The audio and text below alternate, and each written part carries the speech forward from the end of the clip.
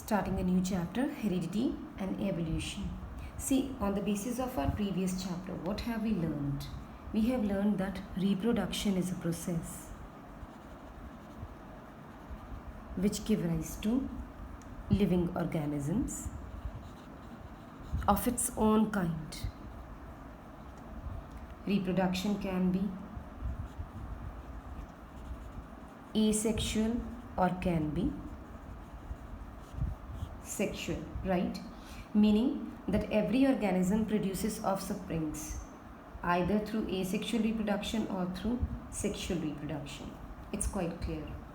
Now, when this process is going on, whether asexual or sexual, we know that there are certain similarities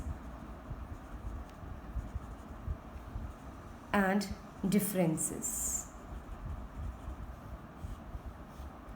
okay, among the members of a species. They are received by the young ones from their parents. So what the parents do, whenever the characters are transmitted, all these similarities, differences, whatever are there, these are inherited to their young ones. Clear? We call this the heredity information. In fact, this information is present in the gametes, right? The egg and the sperm.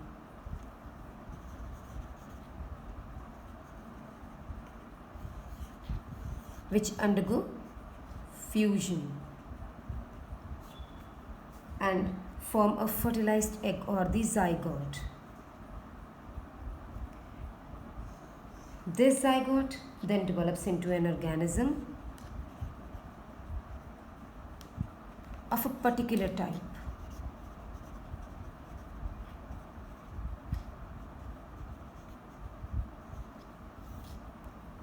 Clear? Obviously, the fertilized egg of a sparrow hatch into a sparrow, and the fertilized egg of a pigeon hatch into a pigeon only. Same way, a cow gives birth to calves, and wheat plant will give rise to seeds, in turn, which develop into wheat plants. Children, this is the essence of heredity. This much we have learnt in the previous chapter. What is heredity? If we come to the definition, heredity is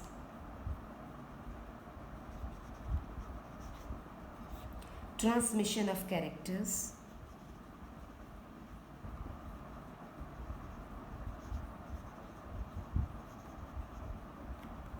from parents to the offsprings, parents to the offsprings or the young ones, from one generation to the next generation. Clear? From one generation to the next generation.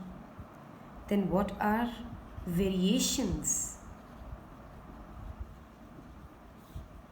Variations are the differences in the traits.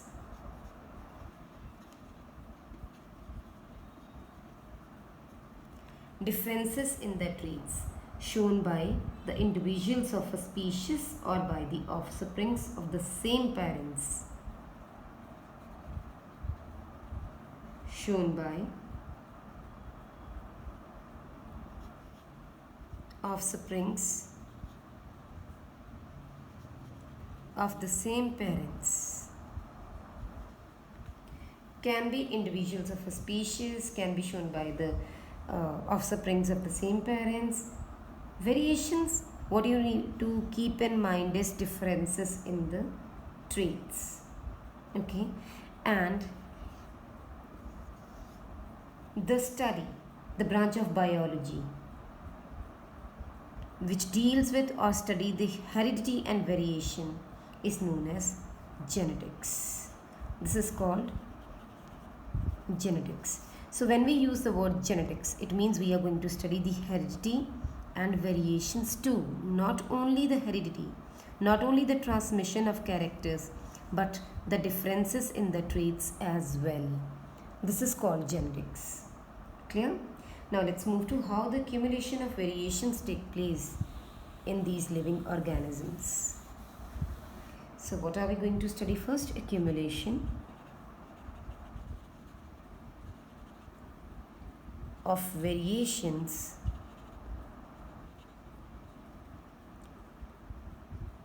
during reproduction. Genetics is really a very interesting topic. See, what we have concluded yet, that variations are the differences in the traits shown by the individuals of a species or by the offsprings of the same parent. Clear? Variations do appear during reproduction, and whether the organisms they multiply asexually or sexually, variations appear. What is heredity then? It involves that the changes, whatever the changes, the basic body design or variation, whatever it is, may it be the body design or the variations, these have to pass from one generation to another generation. Okay, this is heredity, whatever it may be.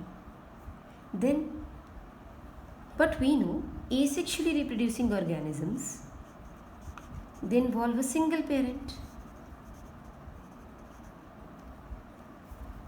and when a single individual reproduces, the resultant two individuals again after some time gave rise to two more individuals, right? In this way, large number of individuals are formed after many generations. They would be similar. However, there would be only minor differences between them. Very minor differences. And these arise due to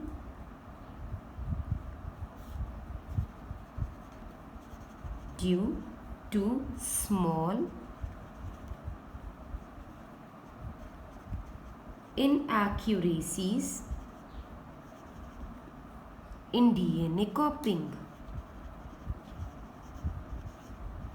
Whenever the DNA copying was taking place, that time little or minute changes were observed.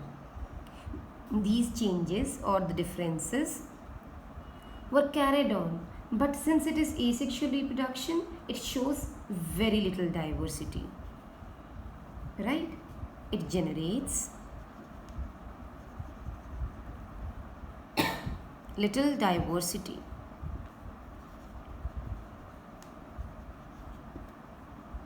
Now moving to sexual reproduction. When we say that animal is reproducing sexually, it generates greater diversity. Why? Because both the parents are involved. Both means male and female. So it generates greater diversity. This is because sexual reproduction involves two parents, and every offspring receives when the fusion takes place. So what does it receive? It receives characters from both the parents as well as their differences. Right? The variations accumulate and pass on to more and more individuals with each generation. This is the rule of inheritance. Alright? This is what happens during heredity and transmission. So what do we say? During sexual reproduction, variations are caused. Why are these caused? Because of the chance separation of chromosomes, due to crossing over of meiosis, due to combining of chromosomes during fertilization, due to changes in the genetic material. All these will lead to variations and which accumulate generation after generation. Alright, that's why little diversity and greater diversity. Then what are the rules of inheritance? Who introduced all these rules and whose contribution is the maximum for creating heredity and transmission traits? We say rules. Mendel's contribution. Let's come to the point. Mendel's contribution. See, in human beings, the rule of inheritance is related to the fact that both the father and mother contribute practically equal amounts of genetic material to the child. Equal. Alright? I'm taking an example of human beings where we are writing that we have 46 chromosomes, and during this time 23 and 23 come forward. Okay? In other words, for each trait there will be two versions in each child, one from the father and one from the mother. Mendel worked out the basic rules of this inheritance. He studied inheritance of contrasting traits. Supposingly, contrasting traits means we are saying a baby is acquiring characters from father and characters from mother, differences from father and differences from mother. Very true. But what are all these? What are all these characters? Basic traits like eye color, hair color, height, maybe some aspects of nature also. So all these are basic traits we are talking about, and that is studied by Gregor Johann Mendel.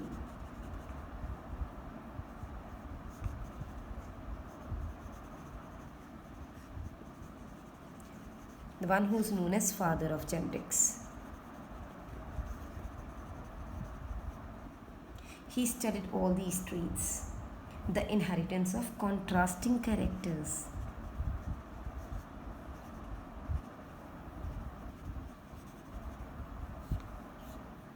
Okay, like tallness or dwarfness.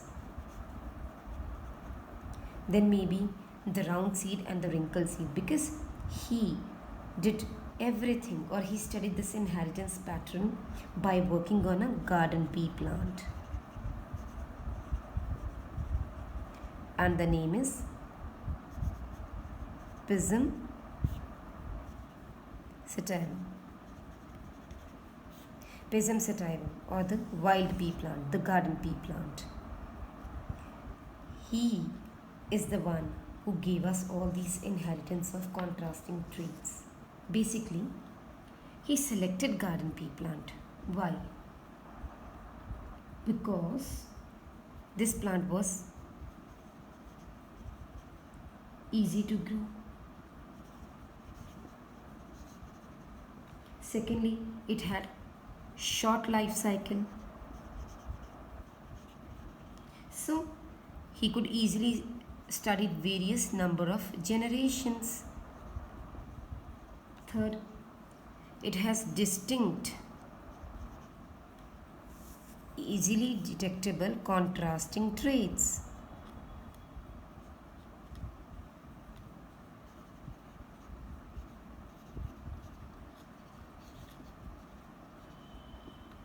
Okay, contrasting traits, for that we will make a table that some plants were tall, some were dwarf, some had violet flowers, some had white flowers, some had round seeds, some had wrinkled seeds.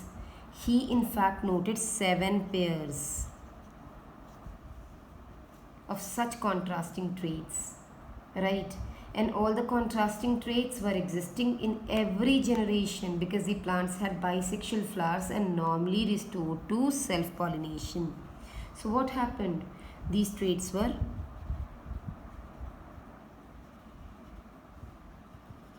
existing in every generation.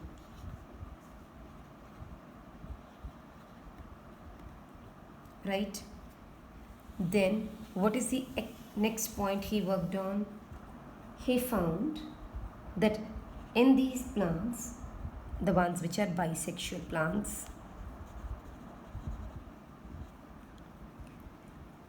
cross fertilization could be achieved.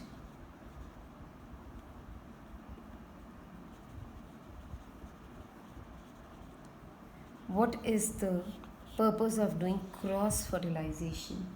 It was done knowingly removing the stamens of one particular flower before maturity and desired whatever the desired so-called pollen grains of any other flower were introduced on it.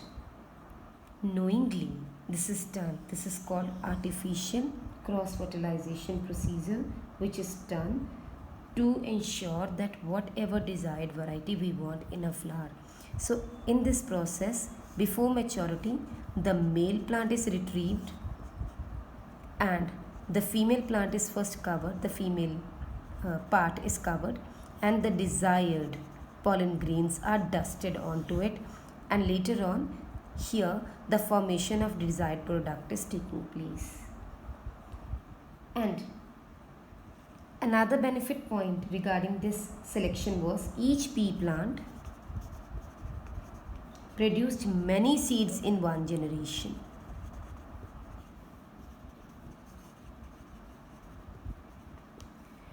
Next is easy to raise,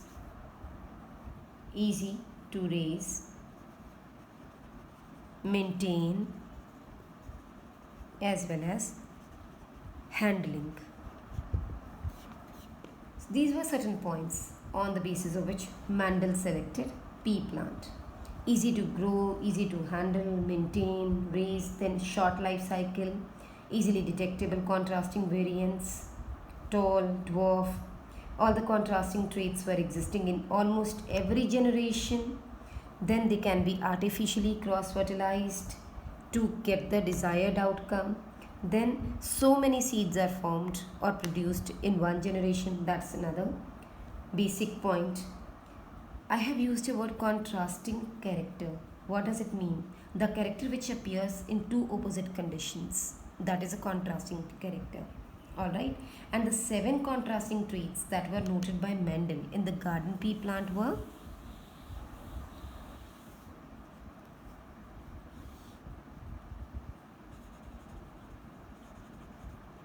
the characters. Out of these characters, these contrasting trait has a dominant allele and a recessive allele. What does it mean? Dominant means which is going to overshadow. Dominant or a recessive one. So if I say plant size or height,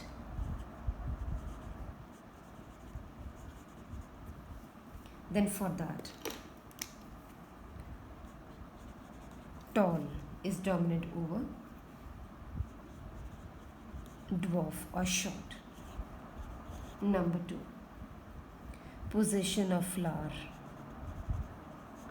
Children, you have to learn all these traits, that yes, these are the contrasting traits, because in exam you cannot change it according to your wish. You have to fix yourself to whatever Mendel's traits are, unless and until the examiner gives you any other choice. Alright, if the choice is not given, then you are fixed to use the same traits for dominant and for recessive. Then the color of the unripe pod.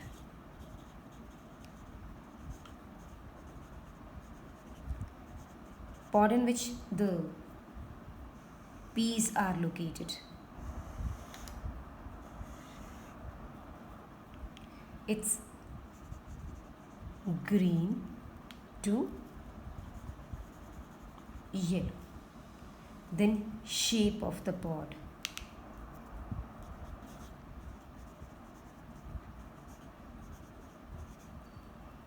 It's inflated and then constricted. Now keep remembering the pea that we have seen. When Mama used to make a vegetable, we see the pea pods. Just remember that pea pod and keep thinking about these characteristics in mind. Then is shape of seed.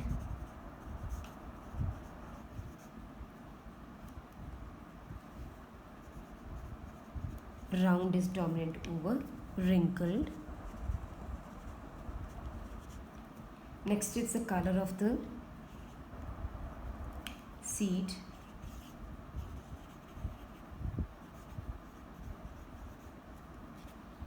Color of the seed is yellow, which is dominant over green.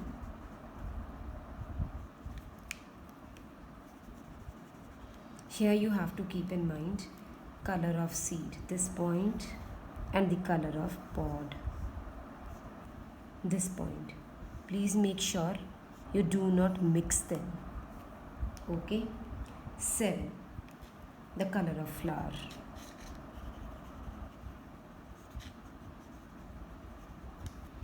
It's violet, which is dominant over white. These are the 7 contrasting traits which are given by Mandel. You have to keep a check on these two. You have to keep in mind that you don't have to interchange them. The color of unripe pod is green, which is dominant over yellow, and the color of seed is yellow, which is dominant over green. Now, what is this? These are the characters which are listed by Mandel when he worked on pea plant, right? Why he worked on pea plant? We have discussed that. What did he work? He generally selected these few characters which are contrasting traits, and it is quite easy to use them for carrying out a cross. What? Cross. Yes. Cross means to a breeding experiment where he took a number of precautions and he just wanted to focus on how the inheritance of specific traits takes place and how others can be simply ignored, from where he came to know which one is dominant and which one is recessive. Alright, he did this controlled breeding experiment and then he analyzed that certain characters which appear in every generation, showing its presence, are known as dominant ones, and other characters which do not appear in the first generation but appear in the second generation, and that too only in a little percentage, are the recessive ones. So while performing his crossbreeding experiments, he considered these traits as the characters and the dominant and recessive factor along with it. Alright, and those crossbreeding experiments are named as monohybrid crosses or dihybrid crosses. What does it mean? It means that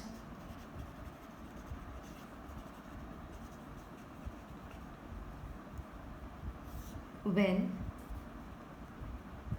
the cross or the crossbreeding experiment involves only one trait. Only one trait means the contrasting trait. Only one contrasting trait.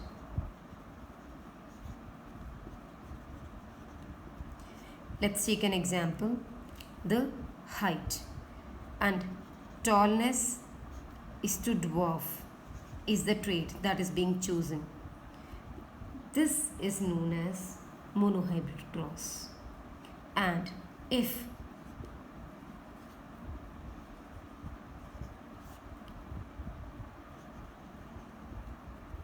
a cross involves two or more